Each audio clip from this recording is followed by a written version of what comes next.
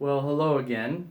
This is Father Gifford reclaiming the ugly green chair since Father Hepner has already sort of uh, usurped it or hijacked it or whatever the right word is. Just kidding. Very much appreciated his message the other day, and nice to see him embracing you all, as I know he will, with the heart of a good shepherd. So I wanted to share some sort of final words from this chair, final thoughts, if you will. And I have to start by just reiterating, you really, really never know.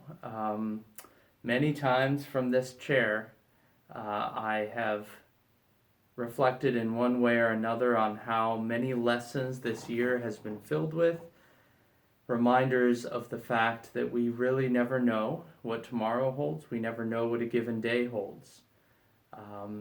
And so I think, for example, of when I recorded the last Ugly Green Chair message, at that moment, I had no idea that this one would be my last. So we really never know. But as I referenced in my in the announcement itself, and I'm sure I'll have time to share with you more, that God has given me experiences such as when I came here, and it was a sudden move and unexpected, but it was a huge blessing, and it's been an awesome 3 years that I would not have traded for anything in the world. And so I trust in what the Lord is doing as I said, in your life and in mine. So I wanted to, sort of looking back, you may recall that I shared how I've been since sort of the reopening process started, trying to take things 1 month at a time as a way of part of the process of trying to take things one step at a time. And so June was focused on the reopening, July on getting our children caught up on their sacraments, August. If you remember at the beginning of August, I simply asked you all to pray with me because I devoted August to discerning God's will, and specifically discerning the next steps that he was calling us all to take. And it's clear that you prayed and that the Lord heard those prayers because the Lord clearly has big plans in store for you and for me.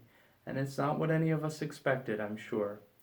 But we can trust him. We can trust that he knows what he's doing.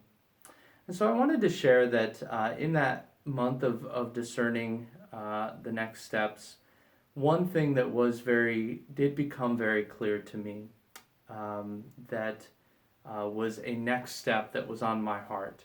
And it has to do with what I alluded to at the beginning of the homilies over the weekend. I had a chance to pray individually with the 8th graders before they resumed their confirmation prep, and that I plan to do the same with the high schoolers at their adoration night, Wednesday night. And but as I also alluded to, that I was always intending to sort of not stop there in terms of who I try to pray with individually. And as simple as it may seem, that desire was most profound on my heart. As it's been a difficult year for all of us in different ways, and we all have our own unique needs. And I know of many of the unique crosses that you are carrying, and the desire has been on my heart to just make a concentrated effort to pray with and over people, and to bestow God's blessing, and the priestly blessing which he has enabled me to bestow by the sacrament of holy orders for as many people as possible in an individual way.